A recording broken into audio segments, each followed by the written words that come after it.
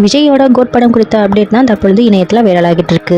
ஆண்டு காலமாக உச்ச நட்சத்திரமாக ஜொலித்துக் கொண்டிருக்கும் தளபதியோட நடிப்பிட வெளியான படங்கள் அனைத்தும் மக்கள் மத்தியில நல்ல வரவேற்பை பெற்றது மட்டும் இல்லாம சொல்லையும் சாதனை படைக்கும். சமீபத்துலதான் இந்த படத்தோட படப்பிடிப்பு திருவனந்தபுரத்துல நடைபெற்றது. இதை பார்க்க ரசிகர்கள் கூட்டம் அலைமோதி இருந்தது. படப்பிடிப்புக்கு நடுவிலையும் ரசிகர்களை விஜய் சந்திச்சிருக்காரு. இப்பொழுது கோட் படத்தோட படப்பிடிப்பு மும்முரமா நடைபெற்று வருது. இந்த படத்தோட பாடல்களை எடுக்கிறதுக்காக சென்னையில அரங்கம் ஒன்றை அமைத்திருக்காங்க.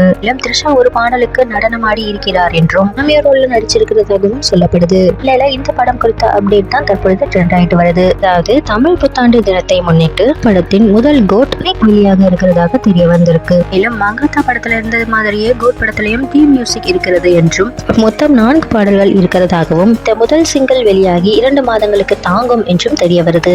விஜயின் பிறந்த நாளை முன்னிட்டு கோட் படத்தோட டீசர் வெளியாகும் என்றும் இந்த படம் வர ஆகஸ்ட் மாதம் சுதந்திர தினத்தை முன்னிட்டு வெளியாகும் சொல்லப்படுது. கோட் படத்தோட டீசரை அஜித் கிட்ட காட்டியிருக்காரு வெங்கட் பிரபு. என்னை பார்த்து செம்மையா இருக்கிறதாக பாராட்டி இருக்காரு அஜித். வெங்கட் பிரபுவும் நெருங்கிய நண்பர்கள். படத்தோட அறிவிப்பு வெளியானதும் அஜித் தான் முதல்ல வாழ்த்துக்கள் சொன்னாருன்னு வெங்கட் பிரபுவே ஒரு பேட்டியில தெரிவிச்சிருக்காரு. ஏப்ரல் 19ஆம் தேதிக்கு முன்னாடியே கோட் படத்தோட மொத்த படப்பிடிப்பு முடிவடைந்து சென்னைக்கு திரும்ப இருக்கு. தேர்தல் சமயத்துல விஜய் சென்னையில இருக்க விரும்புறதாக சொல்லப்படுது.